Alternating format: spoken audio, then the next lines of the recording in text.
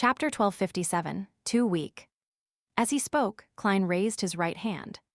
A piece of pitch black and filthy flesh had appeared in his palm at some point in time. It contained an indescribable aspect of madness. The answer is the hanged man's corruption, Klein said to Shadow with a smile. The thing that he had that Shadow didn't was the corruption left behind by the true creator. This was an influence that even the power of Sephra Castle couldn't dissipate for the time being. And one thing he was certain of was that, before he met Dark Angel Sasrir, the true creator wouldn't easily allow him to lose control or die.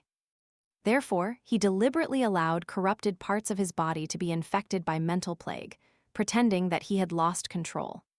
Then, he pretended to be controlling spirit body threads in an aimless manner so as to cover up the fact that the target was actually the spectator saint. When the opponent launched a further attack, he successfully entered a sluggish state, creating an opportunity for the Silver Knight marionette. As he expected, the corrupted parts of him wrapped around the seeds of the mental plague, preventing the negative effects from erupting.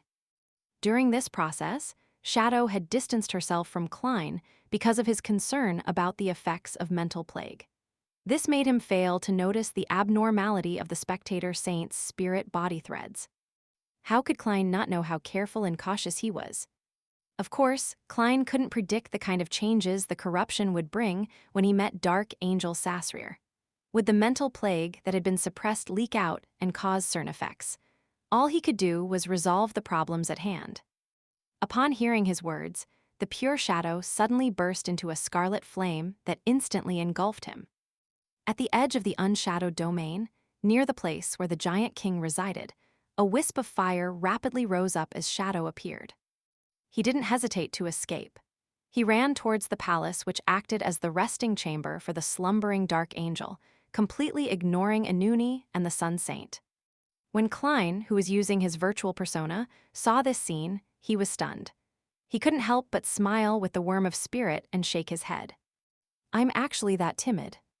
He suspected that Shadow, which splintered off from him, had taken away most of his caution and carefulness, leaving behind more of his impulsiveness and recklessness. Puh! A silvery white beam lit up and smote the scarlet flames that descended outside of the unshadowed domain, shattering the pitch-black shadow that had just appeared. Klein hadn't wasted time muttering to himself. He had long controlled the Silver Knight marionette, then according to the distribution of the flames and his habits, he predicted the next few areas that Shadow would jump to. Then, he condensed Silver Rapier ahead of time and smote down the moment the flames descended. Unshadowed domain didn't have a barrier in the physical sense. Anyone could leave or exert influence on the outside world. However, the torn-up shadow eventually turned into thin pieces of paper and quickly disappeared. Another few burning scarlet flames descended, and the black shadow used them to jump, moving closer to the open door of the giant king's residence. The silvery white light that subsequently tore him apart had only managed to take down his paper figurine substitutes. From Sequence 5, Beyonders of the Warrior Pathway had the ability to see through illusions. Without the aid of psychology and visibility, paper figurine substitutes were obviously more useful than illusion creation. It was only a situation when two seers were in combat that scenes of shredded pieces and illusions would occur.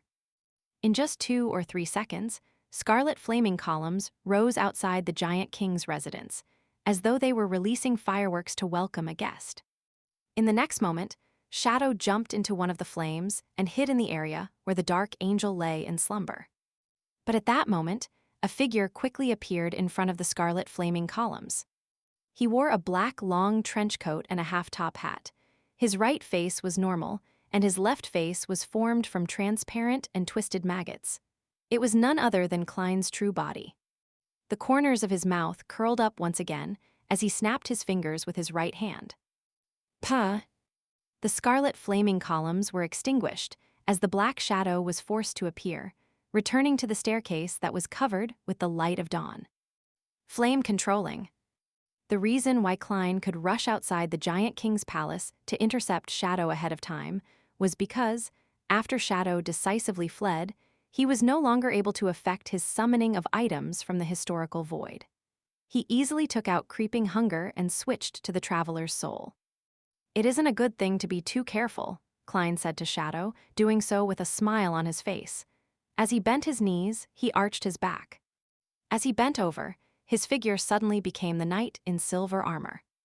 The knight stabbed his broadsword into the ground and created an invisible barrier, sealing off the door to the Dark Angel's resting ground. At that moment, Klein swapped positions with his silver knight marionette. He gave Shadow the impression that he could enter the palace as long as he could destroy the Guardian's barrier. Of course, his true body interfered with Shadow's summoning of historical projections and controlling of spirit body threads. When the tables turned, the battle between the three demigods of the City of Silver, Inuni, and the Sun Saint also changed. When Colin Iliad once again kept Inuni, who had lost his black armor, busy, Derek repeated their previous strategy. At times, he would use Flaring Sun as an area of effect attack to trade injuries to the chief for a victory.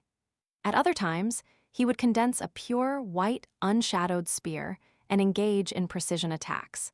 This wasn't used often because it was easy for Inuni to avoid it, causing Colin Iliad to be accidentally injured. After 3 rounds of Flaring Sun, Inuni finally reached the end of his rope.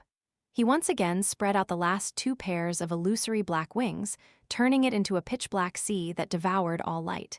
He then drowned out Colin Iliad, causing the City of Silver's chief's body to be covered with a layer of thick black liquid. His actions were clearly affected. Seizing this opportunity, Inuni escaped from the entanglement and avoided the subsequent unshadowed spear.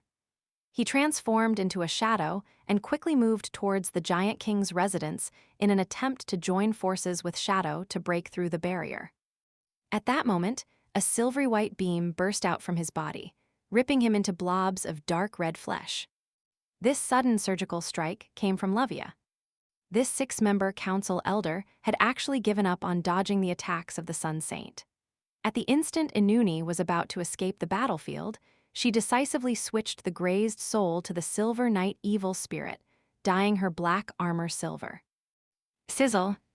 The dazzling white and pure, unshadowed spear hit the lady, causing her to shrink slightly and the blazing sun to completely devour her. The blobs of flesh in Inuni's body remained sentient. They quickly gathered together in an attempt to rebuild the body. However, at this moment, the black sticky liquid restricting the movement of Colin Iliad exploded with specks of light. They turned into a storm and tore through the obstruction, allowing the silver armor to resurface. Right on the heels of that, the gigantified Silver Knight took a step forward and swung the Sword of Dawn in his hand, allowing the hurricane of light from before to continue sweeping forward, inundating the blobs of dark red flesh. A pair of illusory black wings appeared and dissipated, calming the hurricane of light. However, Derek's Flaring Sun continued. Holy flames ignited every blob of flesh and drop of blood, melting everything with pure light. When the Sun Saint saw this scene, he knew that it was impossible for him to escape the fate of being destroyed. He didn't bother dealing another blow to Lavia and turned around, about to withdraw from his unshadowed domain. Suddenly, he heard a voice filled with malice and corruption. Slow. Lavia struggled to free herself from the remnant powers of Unshadowed Spear and teleported to a spot not far from the Sun Saint. Then, she switched the grazed soul to a devil and used the language of foulness. At that moment, the black armor on her body had completely shattered. There were many cracks on her purple-patterned black robe, revealing her slowly squirming flesh. Her aura was rather weak. The slow that wasn't at the level of a demigod couldn't affect the Sun Saint for too long. However, this was enough for Colin Iliad. He condensed a silver rapier and made it teleport to the enemy. This silver rapier experienced a random mutation.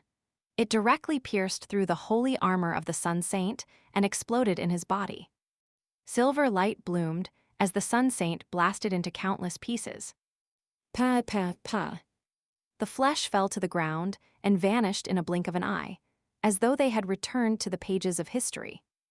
After the battle ended, the 3 demigods of the City of Silver immediately approached the Giant King's residence and pincered Shadow. Shadow leaped and attempted to hide in the fog of history.